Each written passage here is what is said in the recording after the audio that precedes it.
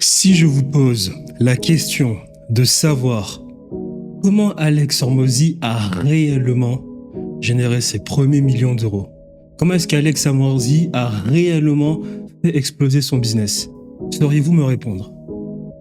Sauriez-vous sincèrement me répondre? Il s'agit de faire une analyse afin de comprendre la réussite dans les débuts. Je parle dans les débuts, quand je dis les débuts, je parle de ces véritables premiers millions générés avec du bénéfice. Sauriez-vous me répondre? Sauriez-vous me répondre? C'est ce que j'aimerais qu'on analyse dans cette vidéo, le véritable succès d'Alex Hormozy, car si vous l'analysez correctement, vous pourriez implémenter ce qu'il a mis en place dans son business pour, à votre tour, réussir. Et quand je dis réussir, je parle de vraiment scaler son business. Commençons.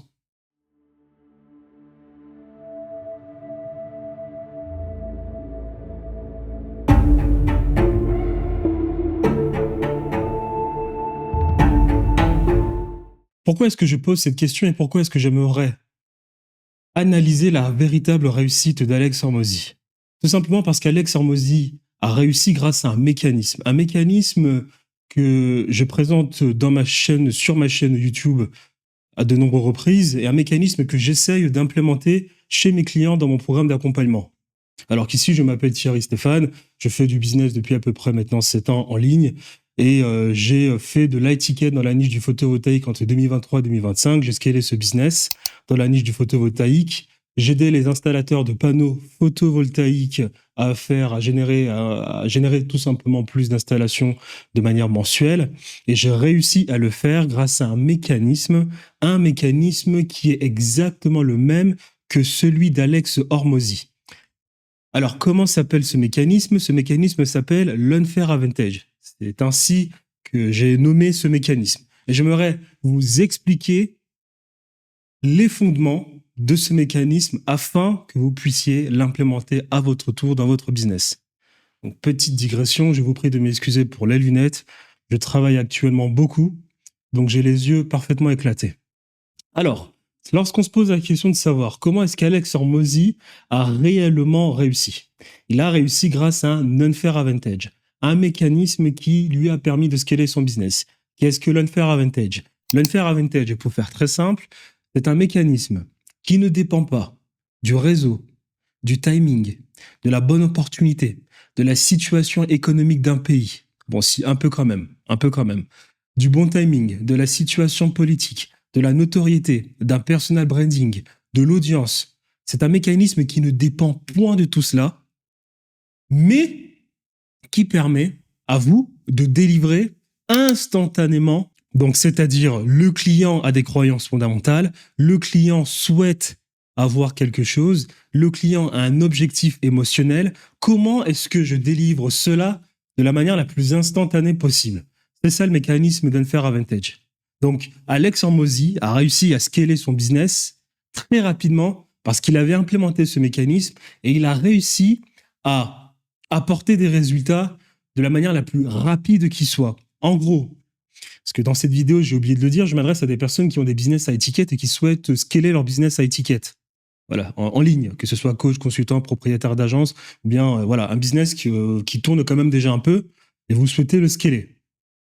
Et donc, lorsque je dis qu'Alex Hormozy a réussi à apporter des résultats de manière instantanée à ses clients, pensez essayer de faire une sorte de transfert de pensée avec la niche de l'e-commerce où Amazon réussit à livrer des colis à ses clients de manière instantanée, dans la même journée. Voilà, c'est exactement la même chose. Donc, le mécanisme d'unfair advantage, il a plusieurs piliers. Il a 3 piliers fondamentaux qu'il faut à tout prix installer dans son business. Donc, dans son business. Pour avoir le meilleur mécanisme d'unfair advantage, il vous faut maîtriser ces 3 piliers. Donc, le mécanisme d'unfair advantage, et là, on va plus décortiquer la réussite d'Alex Hormozy, il repose sur 3 piliers. Donc, le premier pilier, déjà de 1, c'est la force de production. Je vous explique ça dans 2 secondes. Le deuxième pilier, c'est les croyances fondamentales du client. Là. Et le troisième pilier, c'est le mécanisme en lui-même, la pertinence du mécanisme en lui-même. Très bien. Donc, qu'est-ce que la force de production? Lorsque vous avez un business, il faut comprendre que vous êtes dans une société, vous vivez dans une société où il y a des réalités économiques. Il y a des réalités sociales, des réalités politiques, des réalités économiques, des réalités anthropologiques. Et ces réalités sont toutes rattachées à une réalité fondamentale. Vous vivez dans un système de domination, un système qui a toujours profité à des personnes, quand je parle, là j'essaie de parler d'un point de vue économique, à des personnes qui captent absolument toute la valeur de la force de production de bon nombre de personnes. Voilà, c'est des réalités anthropologiques où personne ne souhaite être un esclave, personne ne veut être dans une condition servile. À partir de cela, tout le monde croit à un système, tout le monde rêve de dominer quelqu'un. Certaines personnes qui contrôlent le système ont été à la place du dominé et ont toujours rêvé d'être à la place du dominant pour ensuite profiter d'un système. Lorsque vous entendez des révolution industrielle, révolution de 1789, en réalité, il n'y a pas de révolution. En réalité, c'est des dominés qui ne possédaient pas l'infrastructure d'une institution ou bien d'une société et qui ont toujours rêvé d'avoir la place du dominant pour continuer là où ceux qui étaient à la place du dominant et qui profitaient d'absolument toute la force de production des autres, leur but était d'éjecter ces personnes-là pour prendre leur place et de continuer de faire tourner le système en changeant ensuite deux, trois expressions du système pour faire une sorte de rebranding politique. Ça, c'est une réalité qu'il faut prendre en considération dans sa société. Pourquoi est-ce que je dis cela? Je dis cela parce que lorsque vous comprenez cela, et bien évidemment que je ne suis pas là en profondeur, car ce n'est pas le but de cette vidéo, n'est pas là pour faire de l'anthropologie, de la sociologie. Je vous explique cela parce que vous devez comprendre que dans ce type de société où il y a des dominants qui profitent de la force de production des autres, donc de ceux qui travaillent avec leurs mains, le meilleur moyen de gagner de l'argent dans ce type de société, c'est justement de profiter de la force de production des personnes qui travaillent à longueur de journée, mais c'est aussi de savoir comment bien se positionner dans la chaîne de valeur. C'est-à-dire que vous ferez de l'argent en société correctement si, c'est quand même paradoxal, vous prenez le moins de risques possible et si vous réussissez à bien vous positionner dans la chaîne de valeur, dans une société. Donc c'est ça la force de production, le premier pilier de l'unfair advantage. C'est, pour faire très simple, lorsque vous regardez différentes niches business, il y a des chaînes de valeur. C'est-à-dire, une personne achète un produit et dans cette chaîne de valeur-là, beaucoup d'acteurs entrent en jeu lorsqu'une personne a dépensé des euros ou bien des dollars. Eh bien, vous devez vous situer dans cette chaîne de valeur le plus éloigné possible du client final. Donc, je vous prends l'exemple de l'e-commerce. Vous avez la marque Skims, par exemple, de Kim Kardashian. Une femme achète une gaine sur le site de Skims, on est d'accord. Lorsque cette femme achète une gaine, ou bien je ne sais pas comment on appelle cela, là, leur combinaison sexy, beaucoup d'acteurs, beaucoup d'entreprises entrent, captent une partie de la valeur dans la chaîne de valeur e-commerce de la niche des habits sexy, là, la niche du underwear, bodysuit, etc.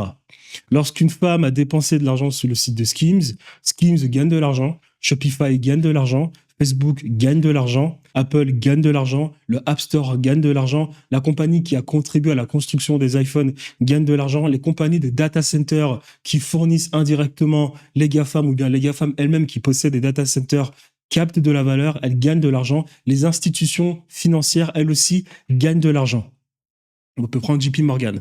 Donc, lorsqu'une personne a dépensé de l'argent sur le site de Skims, pour faire très simple, JP Morgan gagne 1 euro en ayant dépensé moins d'énergie que Aramco, qui fournit de l'énergie brute, lui-même ayant dépensé moins d'énergie que TSMC, qui fournit les semi-conducteurs, lui-même ayant dépensé moins d'énergie que Nvidia, qui fournit les microchips, lui-même ayant, quand j'ai dit lui-même, je parle l'entreprise en elle-même, alors c'est elle-même ayant dépensé moins d'énergie que Apple, par exemple, ou bien Samsung, voilà, toujours plus proche comparé à Nvidia et TSMC dans la chaîne de valeur comparé au client final.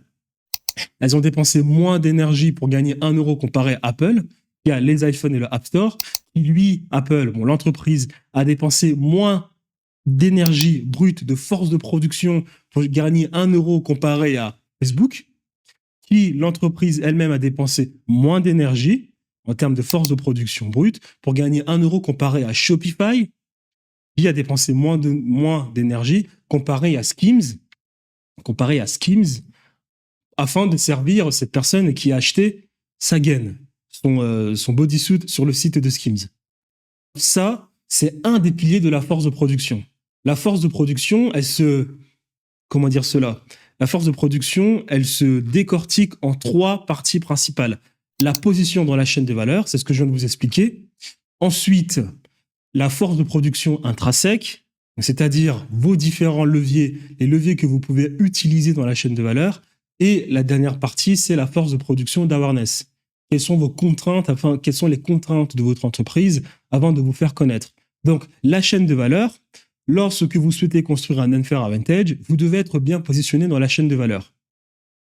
Alex Hormozy, par exemple, lorsqu'on parle d'Alex Hormozy, ou bien, avant de parler d'Alex Hormozy, je vous donne un exemple très simple pour rester connecté, pour que vous puissiez bien vous faire une image. Je fais très simple, un formateur qui vous montre comment réussir, ou bien un accompagnateur comme moi qui vous montre comment réussir, et plus loin dans la chaîne de valeur vis-à-vis de vous, pour ce qui est de servir le client final. Vous souhaitez, par exemple, faire perdre du poids, vous êtes un coach fitness, disons, voilà, vous souhaitez aider des personnes à perdre du poids, si vous êtes coach fitness, vous êtes très proche du client final qui souhaite perdre du poids dans la chaîne de valeur. Je suis bien plus éloigné de la personne qui souhaite perdre du poids dans la chaîne de valeur. Donc, intrinsèquement parlant, je dépenserai moins de force de production brute pour faire mon premier euro comparé à vous. Donc, la première chose, c'est d'être bien positionné dans la chaîne de valeur afin d'avoir le mécanisme d'unfair advantage qui fonctionnera le mieux possible. Parce qu'un mécanisme d'unfair advantage, c'est un mécanisme qui réussit à avoir du levier. Si nous prenons maintenant Alex Hormozy, regardons le cas d'Alex Hormozy. Le cas d'Alex Hormozy est un cas exceptionnel. Je parle beaucoup d'unfair advantage sur ma chaîne YouTube et j'estime qu'Alex Hormozy est celui qui a le meilleur unfair advantage parmi tous les case studies que je présente sur ma chaîne. Alex Hormozy, de ce fait, parce que j'estime qu'il a le meilleur unfair advantage, c'est pour cela qu'il a réussi à faire 4 millions d'euros par mois en l'espace de 6 mois depuis le moment où il a décidé de repartir de zéro. Alex Hormozy, prenons le cas d'Alex Hormozy, c'est le meilleur cas qui soit pour expliquer l'unfair advantage. Alex Hormozy commence d'abord en tant qu'animateur de salle de sport. Donc dans la chaîne de valeur ici, qui est le client final? C'est la personne qui souhaite tout simplement perdre du poids, avoir une meilleure condition physique. On est d'accord. Donc, à partir de là, maintenant, on évalue, on étudie, on essaie de voir qui sont les intervenants qui essaient de capter chacun à leur tour le maximum de valeur dans cette chaîne de valeur. Alex Hormozy était animateur d'abord de salle de sport lorsqu'il a commencé. Donc c'est une position catastrophique parce qu'il est dans une condition servile, il gagne de l'argent grâce à sa force de production brute, c'est un esclave, c'est un serf, c'est un gueux. Or, ce que je vous expliquais d'un point de vue sociologique, anthropologique, politique, économique, épigénétiquement parlant, les esclaves ne gagnent jamais de thunes dans les systèmes de domination. Vous avez 24 heures dans une journée, vous n'avez pas assez de temps pour capter le maximum de valeur car vous n'avez point de levier. Donc Alex Hormozy était là, dans cette situation catastrophique, il était animateur de salle de sport. Première chose. Il comprend qu'il y a un problème. Donc, il essaye de s'éloigner du client final dans la chaîne de valeur. Qu'est-ce qu'il fait? Il passe propriétaire de salle de sport. C'est déjà plus intéressant parce qu'il a plus de leviers. Pourquoi? Parce que lorsqu'on est animateur de salle de sport, on traite un client. Lorsqu'on est propriétaire de salle de sport, on peut traiter plusieurs clients à la fois puisqu'on détient des locaux. Le problème à cela, c'est que le propriétaire de salle de sport, il a beaucoup de contraintes économiques. Il fait des prêts à la banque, il doit avoir une bonne relation avec une institution financière, il a des machines qui coûtent énormément d'argent, et puis le modèle de business n'est absolument pas très intéressant. Pourquoi? Parce qu'en fait, vous vivez des abonnements des membres de la salle de sport, et nous savons tous qu'au bout de 90 jours, surtout dès le 1er janvier de l'année, eh bien, les personnes abandonnent après le mois de mars. Donc Alex Hormozy devient coach de salle de sport, propriétaire de salle de sport, une salle de sport, boum, il fait faillite, qui n'a pas un bon modèle business. Il essaye de recommencer et il se débrouille à avoir 6 salles de sport. Il commence à faire le tour de l'Amérique. Il fait de l'argent, boum, il refait faillite. Donc voilà. Donc là, il est dans une position de la chaîne de valeur meilleure que l'animateur de salle de sport, mais il a bien trop de contraintes économiques. Il rencontre un entrepreneur qui lui explique cela. Tu n'as absolument pas de levier en étant propriétaire de salle de sport. C'est Russell Brunson. Très intéressant. Russell Brunson lui dit que tu dois trouver le moyen de profiter de la force de production des autres. Tu dois être dans une position un peu plus bourgeoise. Tu dois être dans une position un peu plus aristocratique. Tu dois être dans une position un peu plus noble, tout en captant la force de production brute des autres. C'est à partir de ce moment-là que tu as plus de levier et que tu commences à faire de l'argent. Très intéressant. Alex Hormozy devient consultant. Lorsqu'il devient consultant, il capte la valeur de l'animateur de salle de sport, il capte la valeur du coach de salle de sport, et étant consultant, et là on verra ça dans le deuxième pilier, la croyance fondamentale du client, en étant consultant, ça marche parce qu'il a été à la place des personnes qui va essayer d'aider, c'est-à-dire les propriétaires de salles de sport. Non seulement il a été propriétaire de salles de sport, donc il comprend parfaitement quels sont les problèmes des propriétaires de salles de sport, et parce qu'il a été propriétaire de salles de sport, lorsqu'il souhaite aider un propriétaire de salle de sport, le propriétaire de salle de sport souhaite écouter Alex Hormozy parce qu'il a été lui-même propriétaire de salle de sport. Donc il devient consultant. Là, c'est très intéressant. Il commence à avoir plus de levier. Et là, il peut commencer à bâtir un mécanisme d'unfair advantage. C'est ce qu'il a fait avec une offre qui s'appelle Gym Launch. Je suis sûr que si on demande aux personnes pourquoi Alex Hormozy a réussi, les gens vont nous dire parce qu'il avait une offre à étiquette et qu'il était capable de vendre extrêmement cher à des personnes, de capter le maximum de valeur, d'avoir très peu de clients et puis de faire le plus d'argent possible en ayant une équipe de setters, closers et quelques compétences en publicité. Non, c'est faux. C'est faux. Ça, ce sont des outils de support à un mécanisme d'unfair advantage. Votre mécanisme d'unfair advantage, il peut être une concession d'une personne, des outils de support, une simple compréhension psychologique de l'audience que vous essayez d'aider, mais ce n'est nullement le fait que vous avez plein de mécanismes et des équipes fonctionnelles afin de délivrer votre client. L'amalgame que font les agences, les propriétaires d'agences qui essaient de proposer des services done for you. Donc, Alex Hormozy, consultant de salle de sport, il crée une offre qui s'appelle Gym Launch, et dans cette offre Gym Launch, il installe un mécanisme d'unfair advantage. Ce mécanisme d'unfair advantage marche, et à partir de là, il commence à capter la valeur, et il s'éloigne, toujours grâce à ce mécanisme d'unfair advantage, il s'éloigne encore davantage du client dans la chaîne de valeur en devenant consultant/fournisseur. Et ça, nous allons en parler dans le troisième pilier de l'unfair advantage. Donc ici, il faut comprendre une chose, Hormozy réussit parce qu'il s'est éloigné du client final dans la chaîne de valeur. Donc ici, la première question que vous devez vous poser, c'est quelle est votre position dans la chaîne de valeur? Est-ce que je suis trop proche du client final? Ai-je suffisamment de levier pour capter le maximum de valeur en travaillant le moins possible? Paradoxe du capitalisme. Vous ne faites pas de l'argent en prenant énormément de risques. Vous faites de l'argent en prenant le moins de risques et en captant le plus de valeur. Donc faites très attention lorsque vous écoutez, lorsque vous entendez des discours vous expliquant que beaucoup d'entrepreneurs américains sont des génies. C'est un peu faux. Ils sont juste dans le bon système. Ils sont juste ils sont juste à la bonne place, d'accord, dans une chaîne des valeurs. Ensuite, la force de production, ça c'est la première partie de la force de production, le positionnement dans la chaîne de valeurs. La deuxième partie de la force de production, c'est la force de production intrinsèque, c'est-à-dire les leviers qui me permettent de capter le plus de valeur dans la chaîne de valeur. Il y a 4 leviers. Le code, le média, l'humain et l'argent. Ce sont les 4 leviers que vous devez utiliser correctement en étant bien placé dans la chaîne de valeur pour optimiser votre force de production.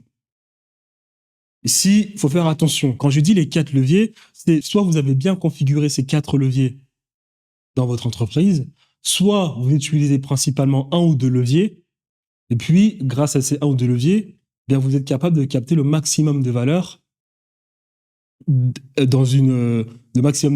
étant bien placé dans la chaîne de valeur. Pour que vous me compreniez parfaitement ici, il faut que je vous donne différents exemples. Apple, par exemple. Apple est une entreprise qui a optimisé les 4 leviers étant bien positionné dans la chaîne de valeur. Apple excelle dans le code, parce qu'il y a aussi des petites nuances ici qu'il faut capter afin de bien maîtriser cet aspect-là. Apple excelle dans le code, ils ont des produits software, hardware, ils ont les meilleures équipes qui soient là, dans la Silicon Valley, ils sont capables d'attirer les A-players.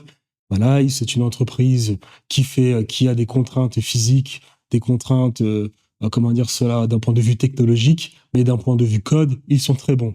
Alors Apple a quelques problèmes actuellement pour faire des mises à jour vis-à-vis de ses produits, mais Apple, au niveau du code, c'est une entreprise très optimisée. Apple, au niveau de l'humain, c'est pareil. Le levier ici est très optimisé parce qu'ils sont capables, excusez-moi, d'attirer les meilleurs d'un secteur. Apple, au niveau de l'argent, c'est parfaitement optimisé parce qu'ils génèrent énormément de cash et ce cash, ils savent comment excusez-moi, bien le réinvestir. Et le média, Apple, c'est une entreprise qui sait parfaitement faire du marketing. Donc Apple a suroptimisé les 4 leviers étant bien positionné dans la chaîne de valeur. Je vous donne un autre exemple, un peu plus subtil, Telegram. Telegram, analysez bien. Le code de Telegram ici, le levier du code, c'est parfaitement optimisé. Pourquoi? Parce que c'est une entreprise qui a 30 personnes et qui est capable de générer 1 milliard d'euros de chiffre d'affaires à l'année, tout simplement avec du code. Donc, ce qui veut dire, ils n'ont pas beaucoup d'humains dans leur entreprise et cette entreprise dépend principalement du code. Donc, ça veut dire que le levier de l'humain et le levier du code sont parfaitement optimisés parce qu'avec très peu d'humains, on est capable de faire beaucoup d'argent. Donc, c'est comme ça que le levier de l'humain est parfaitement optimisé. C'est vrai qu'il y a des nuances parce que là où Apple a beaucoup de personnes dans ses équipes, ces personnes sont des A-players. Ils génèrent de l'argent grâce à cela. Telegram n'a pas beaucoup de personnes dans ses équipes. Ça leur permet d'avoir un unfair advantage parce qu'ayant peu de personnes et en ayant du code, eh bien, ils font beaucoup d'argent. Donc, des deux côtés, le levier de l'humain est bien utilisé, mais de différentes manières. Donc, Telegram, au niveau de levier humain, c'est parfait, parce qu'ils ont très peu d'équipes et ils génèrent beaucoup d'argent. Et le levier du code est parfaitement utilisé. Avec une petite équipe, ils gèrent très bien le code pour générer de l'argent. Ensuite, il y a le levier de l'argent en soi. Ici, Telegram, le levier de l'argent est parfaitement bien utilisé parce qu'ils n'ont pas besoin de mettre des milliards et des milliards et des milliards dans la machine pour générer de l'argent. Il y a des interviews du fondateur de Telegram, Pavel Durov, qui explique qu'ils n'ont jamais dépensé 1 euro pour faire des publicités. Pourtant, ils génèrent des milliards. Et le dernier levier, c'est le média. Telegram, ici, son levier est parfaitement bien utilisé parce qu'ils n'ont pas besoin sans arrêt de faire du marketing pour se faire connaître. C'est une application, ils sont sur une rhétorique de bouche à oreille. Donc, ici, la force de production intrinsèque de Telegram est exceptionnelle. On peut prendre encore l'exemple de Skims, du site de Kim Kardashian. Le code, voilà pourquoi je dis qu'il y a beaucoup de nuances ici à voir. Le code pour Kim Kardashian, c'est parfaitement optimisé parce qu'elle n'a pas besoin d'autant de code pour faire de l'argent, contrairement à Apple ou Telegram. Donc, le levier est parfaitement optimisé. Le levier de l'humain pour Kim Kardashian, ici, c'est très nuancé. Parce que le business model Skims dépend beaucoup de l'humain, donc ça, c'est un moins.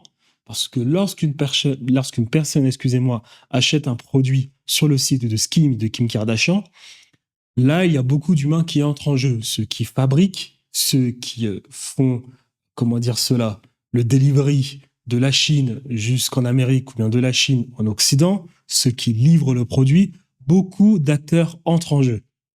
Donc ça, c'est un moins. C'est des moins que nous retrouvons dans l'e-commerce. Par contre, c'est rééquilibré. Pourquoi? Parce que Kim Kardashian n'a pas besoin d'1 milliard d'humains pour, elle, se faire connaître. Parce qu'elle génère déjà, juste avec son nom et sa famille, des milliards d'impressions. Donc le levier d'humain est bien équilibré grâce au levier du média. Parce qu'elle a une force de production organique sans forcément dépendre de la publicité pour faire connaître son business. Et le levier de l'argent, eh bien, à ce niveau-là, il est aussi bien géré. Pas autant que Facebook et Telegram, Apple et Telegram, parce qu'il y a des contraintes d'un point de vue e-commerce, mais il est parfaitement bien géré parce qu'il réussit à faire du bénéfice grâce aux 3 autres leviers. Donc la force de production intrinsèque de Skim est moins impactante que les 2 autres, mais c'est quand même bien géré. Si on revient, je peux vous donner un exemple plus simple pour qu'on puisse réussir à bien maîtriser cette idée. Prenons l'exemple, par exemple, des personnes qui ont réussi à exploser sur Internet avant toute cette concurrence que nous avons actuellement. Yomi Denzel. Yomi Denzel, nous prenons ces 4 leviers lorsqu'il commence vraiment en 2018, 2019, 2020, 2021, lorsqu'il génère ses 10 millions d'euros de chiffre d'affaires. Regardez comment sa force de production intrinsèque a été parfaitement exploitée. Force de production intrinsèque, c'est que vous faites la moyenne de comment vous exploitez les 4 leviers, et cette moyenne doit être extrêmement positive. Le code, Yumi n'avait absolument pas besoin de code pour faire la promotion de sa formation.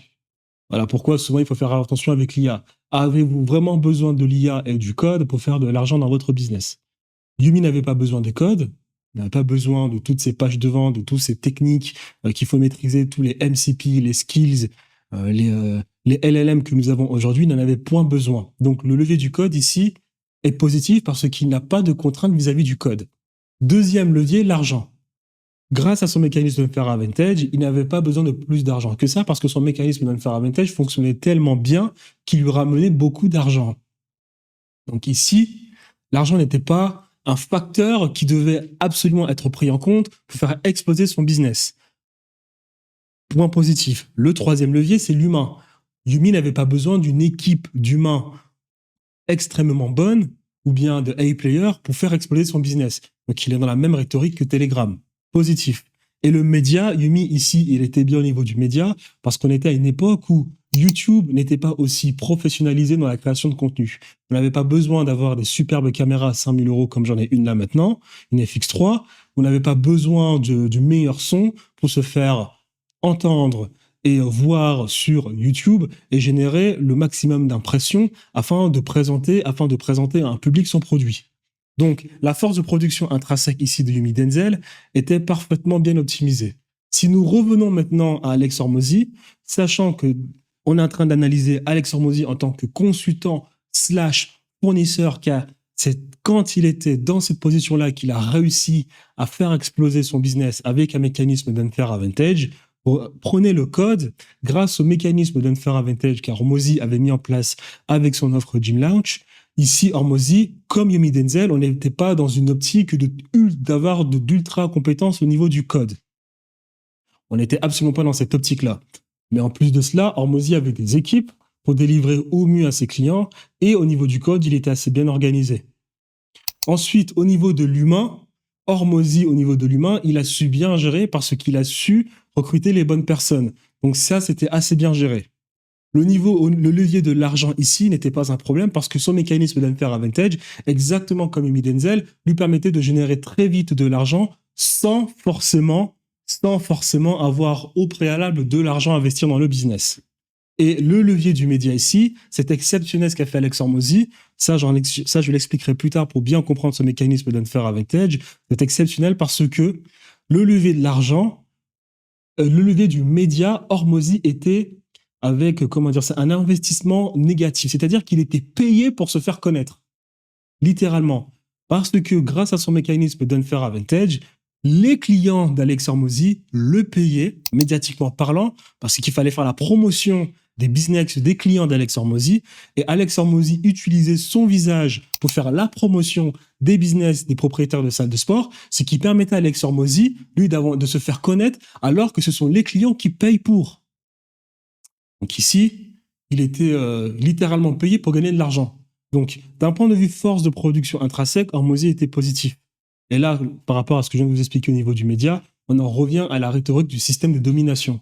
Dans la force de production, vous devez trouver le moyen, lorsque vous créez votre business, d'avoir des personnes qui vont faire la promotion de votre produit gratuitement, ils vont payer votre produit gratuitement, ils vont être des marketeurs, entre guillemets, de votre produit, ils vont ramener à leur tour des clients pour votre produit et eux-mêmes vont continuer de consommer votre produit sans que vous n'ayez à les payer.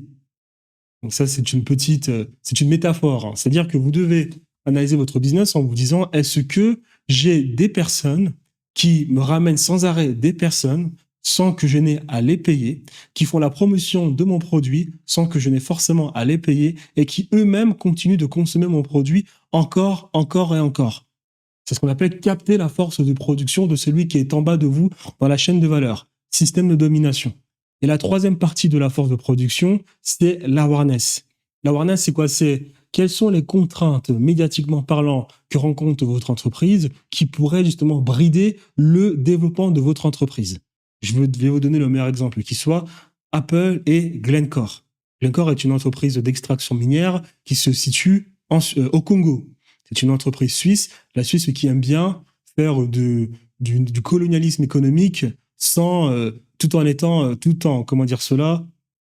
avoir la mauvaise image qu'a la France, par exemple. Glencore, en termes de force de production d'awareness, c'est une catastrophe. Pourquoi? Parce que Glencore est une entreprise qui dépend énormément du politique.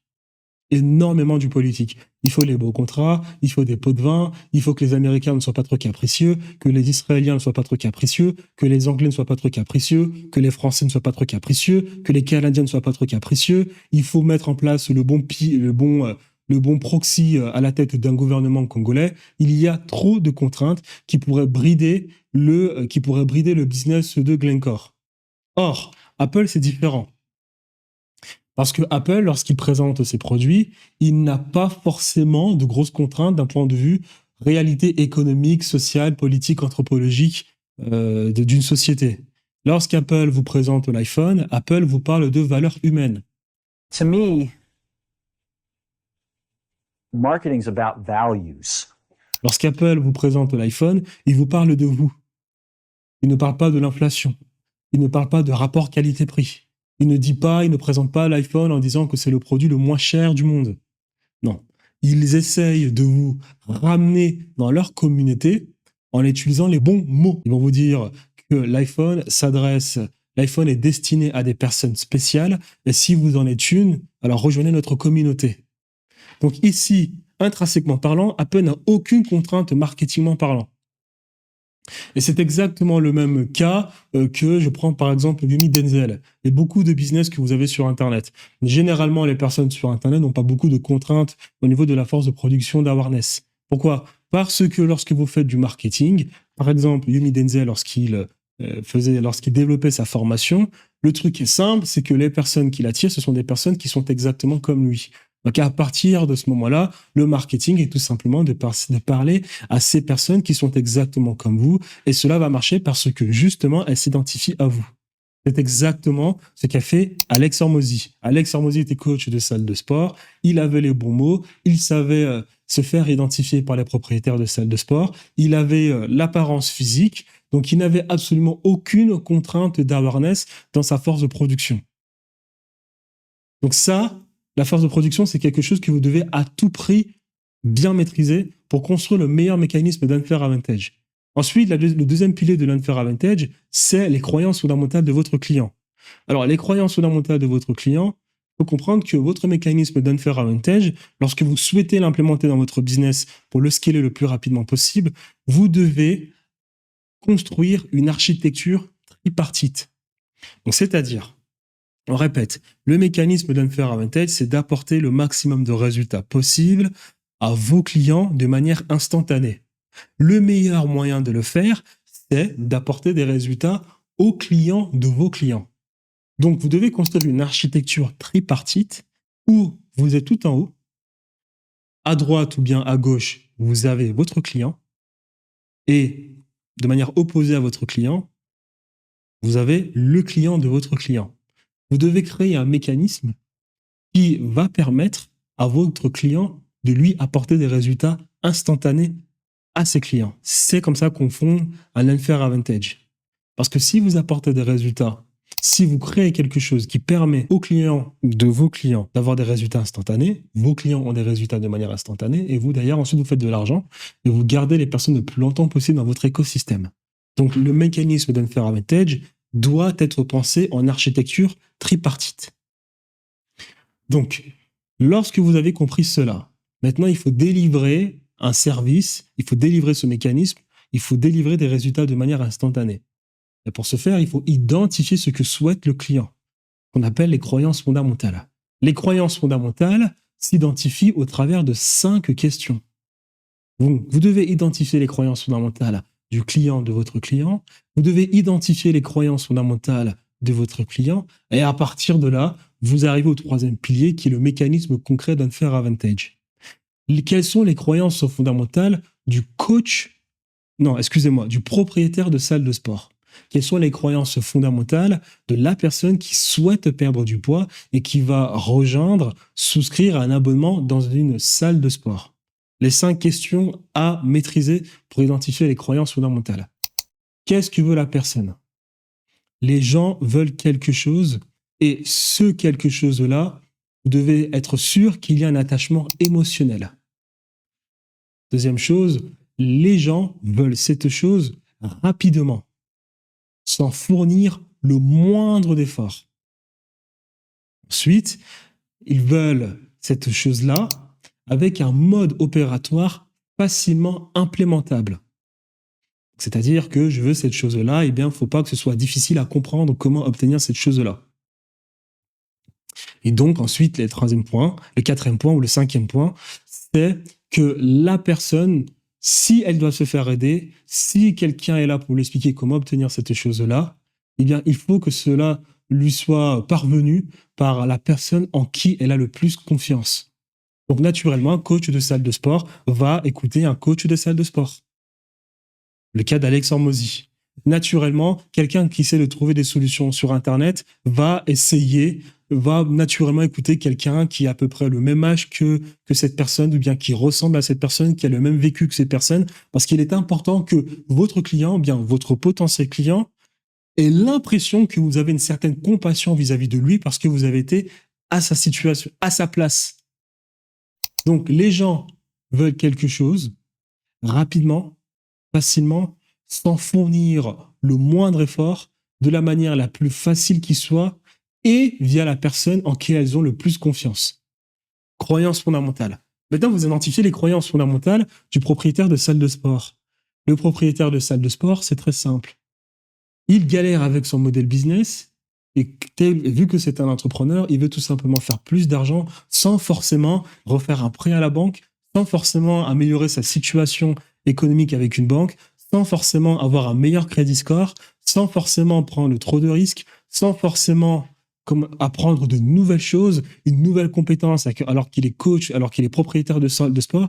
Il veut gagner de l'argent maintenant, rapidement, sans forcément apprendre de nouvelles compétences, sans forcément créer une nouvelle salle de sport, refonder sa salle de sport, rebrander sa salle de sport. Ça, c'est simple à comprendre.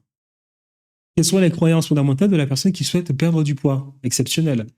Je veux perdre du poids sans faire d'effort. Je veux perdre du poids maintenant, sans faire d'effort, rapidement, pour que ce soit simple à comprendre comment perdre du poids. Et en plus, je veux que cela me soit expliqué naturellement par quelqu'un qui est dans le domaine. C'est très simple. Donc en gros, qu'est-ce que ça veut dire? Que le client du client est quelqu'un de très paresseux et désillusionnel. Simple. Et ça, Alex Hormozy l'a parfaitement compris lorsqu'il a été de construire son unfair advantage. Et donc là, on en vient au troisième mécanisme, au troisième pilier de l'unfair advantage, c'est le mécanisme lui-même. Qu'est-ce qu'Alex Hormozy a fait dans son offre Gym Launch en étiquette pour faire exploser ses résultats? Il a parfaitement identifié les croyances fondamentales du client du client. Et il savait pertinemment que le client du client est quelqu'un de désillusionnel et paresseux. Comment est-ce que moi je vais faire en sorte de capter l'argent de cette personne afin d'aider le propriétaire de salle de sport? Eh bien, qu'est-ce qu'il fait? Il va voir le propriétaire de salle de sport et dit « Il faut que tu donnes à ces personnes ce qu'elles souhaitent avoir. Elles veulent perdre du poids rapidement. » Donc, ces personnes pensent que les compléments alimentaires, c'est quelque chose qui peut leur faire du poids sans forcément qu'elles n'ont à travailler. D'accord, Hormozy, je t'écoute.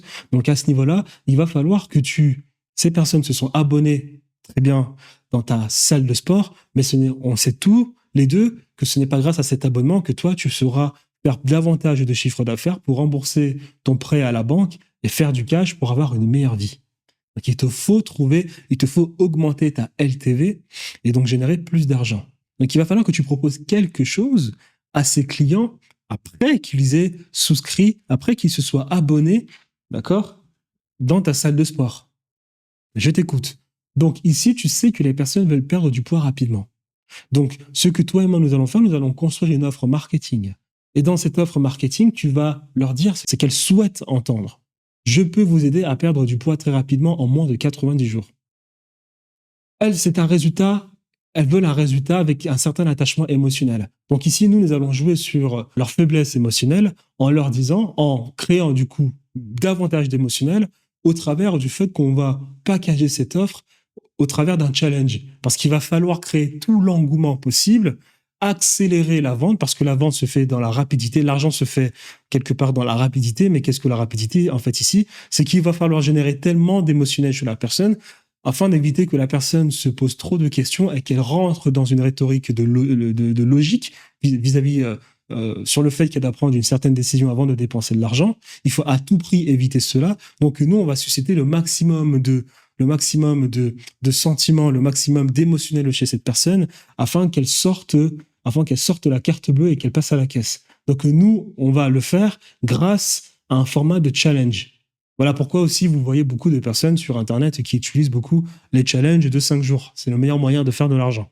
Donc Hormozy lui dit, il va falloir que tu mettes dans ton offre des compléments alimentaires parce que les personnes pensent que les compléments alimentaires, c'est quelque chose qui fonctionne bien, sans fournir le moindre effort. 2, il va falloir que tu présentes cela sous la forme de challenge. 3, il faut que ton client, bien ton potentiel client, ait toujours l'impression qu'elle est la personne qui en tire la meilleure affaire qui soit entre les deux parties. Donc, on va packager ça sous forme de challenge avec des compléments alimentaires et on va lui donner plein de bénéfices qui seront gratuits. Donc, à partir de là, la personne aura l'impression qu'elle est en train vraiment de faire une bonne affaire. Donc, à partir de là, il faut que tu fasses le maximum de marge. Donc, grâce au challenge, tu pourras vendre des packs de compléments alimentaires sur 90 jours. Parce que tu vas présenter cela sous la forme d'un challenge de 90 jours. Donc, naturellement, tu peux directement vendre des packs de compléments alimentaires pour la durée du challenge. Et boum, tu fais augmenter les prix. Là, c'est intéressant. Et la quatrième chose, la plus importante, c'est que on n'oublie pas ce que veulent les personnes. Elles veulent perdre du poids rapidement.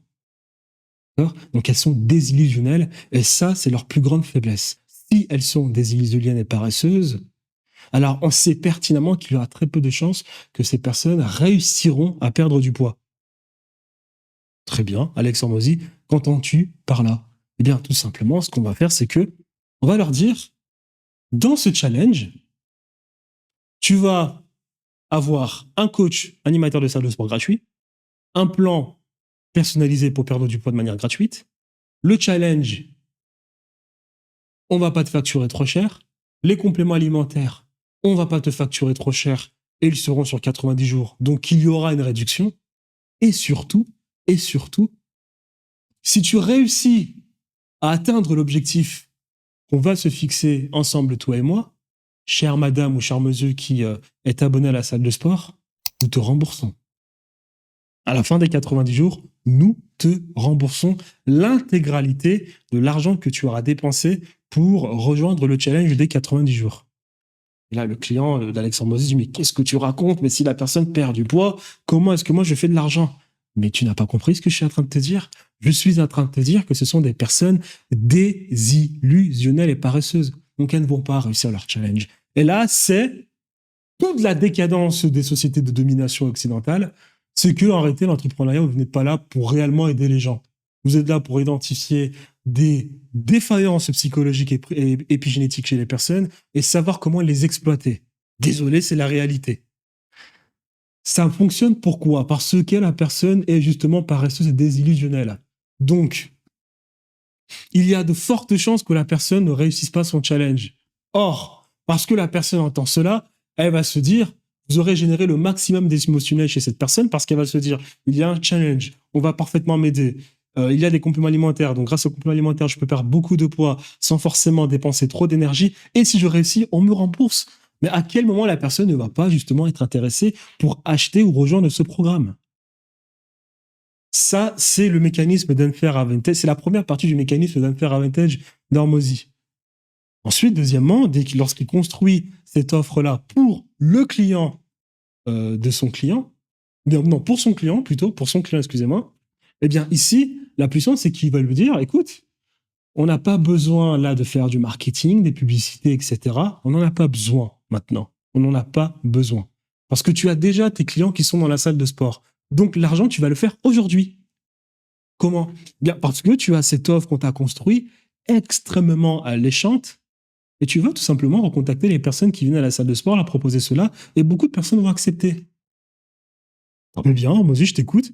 Allons-y, lançons-nous. Et qu'est-ce qui se passe? Eh bien, il se passe qu'en même pas 3 jours, les propriétaires de salles de sport font 20 000 euros, 18 000 euros, 17 000 euros, 25 000 euros, 30 000 euros en 3 jours.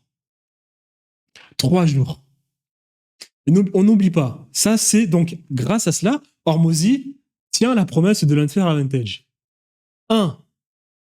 Le client du client a l'impression de faire une bonne affaire et qu'il aura des résultats instantanés parce que en 80 jours, il perd du poids et en plus de cela, le challenge lui sera remboursé. Et de 2, son client, lui, a des résultats instantanés. Il fait 20 000 euros, 25 000 euros en 3 jours. Et Hormozy capte la valeur des deux. Comment?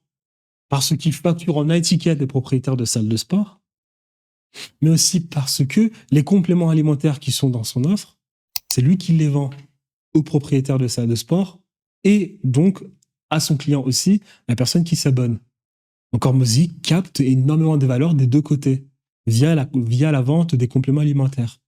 C'est comme ça qu'Hormozy, étant bien positionné dans la chaîne de valeur, il peut à la fois convaincre énormément de salles de sport, au lieu de posséder les salles de sport et ensuite être un esclave qui doit faire fonctionner ces salles de sport, il ne possède pas les salles de sport, mais il peut en toucher des milliers au travers du pays aux États-Unis d'Amérique. Et en plus de cela, il capte la valeur des propriétaires de salles de sport qui, eux, vont présenter l'offre à ces personnes qui essayent de perdre du poids. Et il leur vend à tous quelque chose. Les propriétaires de salles de sport, il lui vend du coup cette offre qui lui apporte des résultats de manière instantanée. Et les compléments alimentaires, il les vend aux deux, propriétaires de salles de sport et la personne qui veut perdre du poids.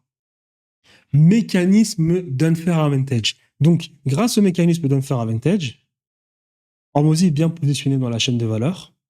La force de production, il en profite. Pourquoi? Quand je vous parlais du média, eh bien, lorsqu'il apporte 25 000 euros en 3 jours à ses clients, ensuite on continue, on fait de l'argent, on est content. Hormozy, franchement, c'est un sauveur. On continue de faire de l'argent. Or, le problème, c'est que ces personnes ont quelques blocages psychologiques. Ils ne veulent pas se présenter à la caméra, ce ne sont pas des marketeurs, etc. Hormozy, lui, n'a pas ce problème. Donc, qu'est-ce qu'il fait, Hormozy? Eh bien, il articule un pôle de médias publicitaires dans le business des propriétaires de salles de sport, et c'est lui qui met son visage à la caméra pour faire les publicités. Donc, les propriétaires de salles de sport, lorsqu'elles payent 16 000 euros à Alex Hormozy pour son offre Gym Launch, eh bien, dedans, on a les 16 000 euros. Les personnes, ensuite, elles continuent de payer pour faire des publicités. C'est-à-dire, les 16 000 euros, c'est pas pour faire la publicité. Les 16 000 euros, c'est pour entendre ce qu'Hormozy va t'expliquer sur comment est-ce que toi, tu vas faire plus d'argent avec ton client, la personne qui est dans ta salle de sport. Mais ensuite, dès que tu as fait tes 25 000 euros, tu es content. Maintenant, tu continues de travailler avec Alex Hormozy.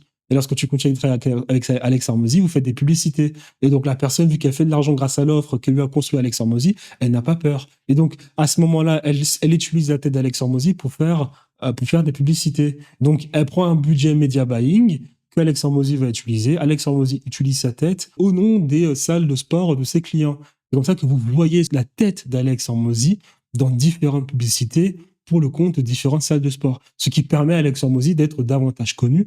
Beaucoup de personnes dans la niche du fitness prennent connaissance de qui est Alex Hormozy, de comment Alex Hormozy lui peut aider ces personnes. Et Alex Hormozy a fait cela sans payer. Parce que c'est la personne qui paye pour la publicité. Donc, la force de production média parfaitement utilisée. Le code ici, c'est pas quelque chose de très compliqué, c'est des pages de vente, tout simplement, et avoir un CRM. Donc, le code ici n'est pas une contrainte. L'argent, ici, on sait que grâce au mécanisme d'unfair advantage, Hormozy ramène des résultats instantanés aux clients.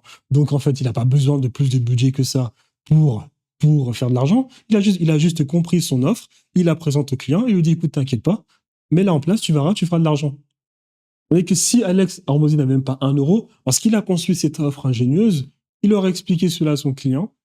Il lui dit, tu fais de l'argent là dans 3 jours, dès que tu fais de l'argent dans 3 jours, tu es satisfait, tu me payes. Donc l'argent ici n'est pas une contrainte. Et l'humain, qu'est-ce que l'humain? C'est les setters et les closers. Ici, ça peut peut-être être un problème, mais le fait que la personne paye de l'autre côté pour le média, ici, c'est quand même bien équilibré.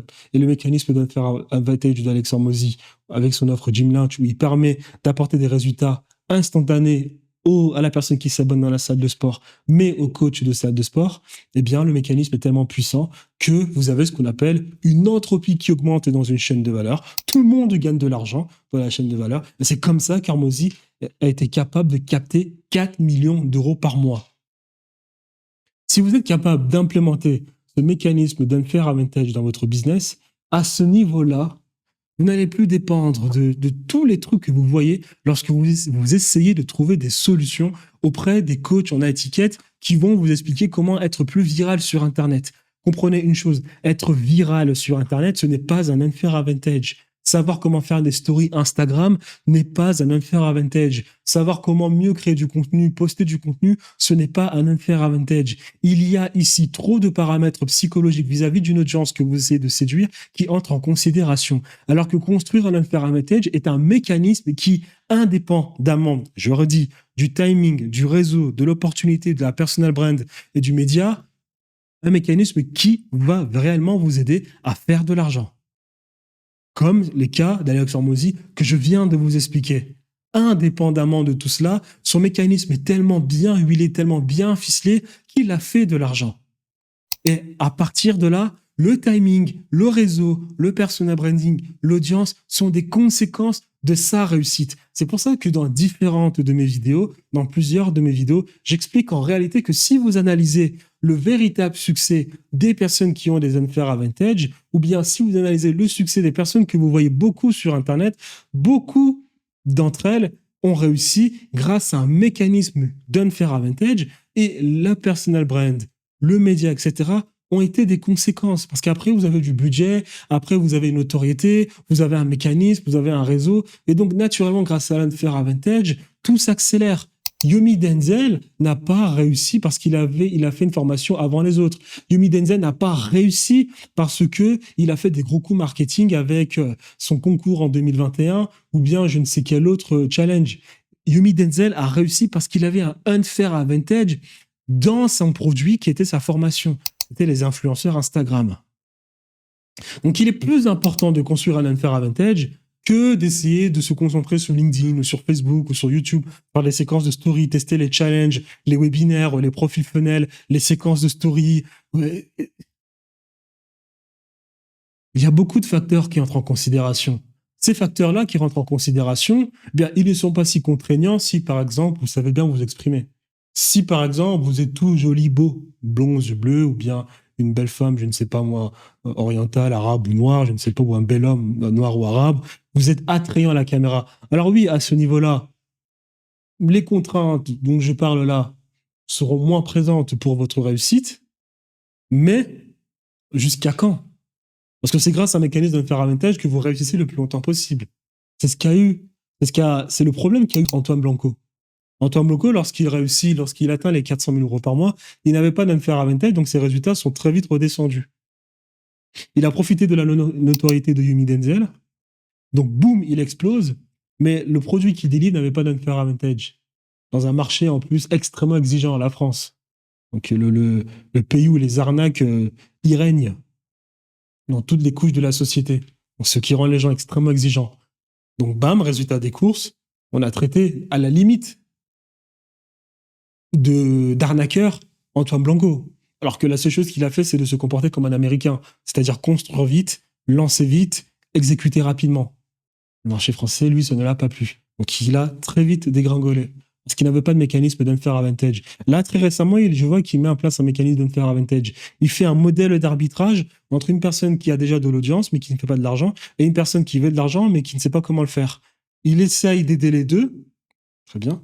Et en aidant les deux, il fait un modèle d'arbitrage, ce qui permet ensuite aux deux d'avoir des résultats instantanés. Comment? Parce que la personne qui a de l'audience mais qui ne sait pas comment le faire, vu que de l'autre côté, Antoine Blanco forme cette personne qui, elle, veut faire de l'argent, eh bien, il la forme. Ensuite, il la place chez la personne qui a de l'audience mais qui ne sait pas faire de l'argent. La personne qui a de l'audience mais qui ne sait pas faire de l'argent, on ne met pas les croyances fondamentales, veut faire de l'argent sans forcément prendre énormément de risques.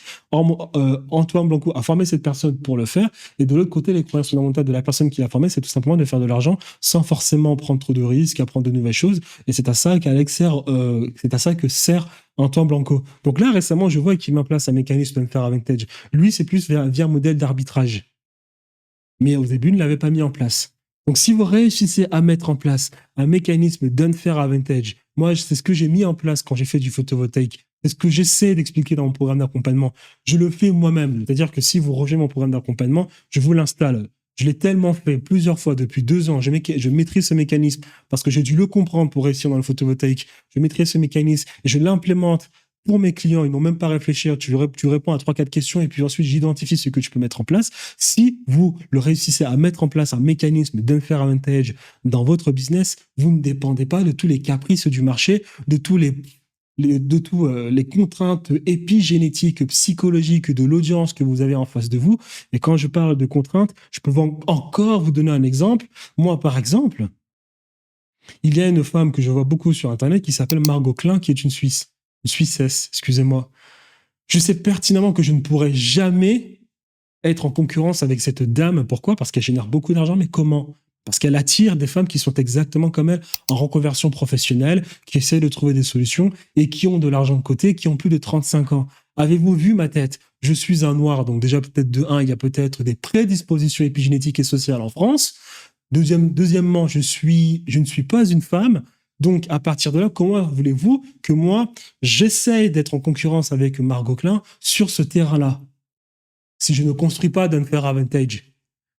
J'ose espérer que vous me comprenez un minimum. Donc, mettez en place un unfair advantage, et puis vous verrez à quel point vous serez capable de scaler très rapidement votre business, exactement comme Alex Hormozy.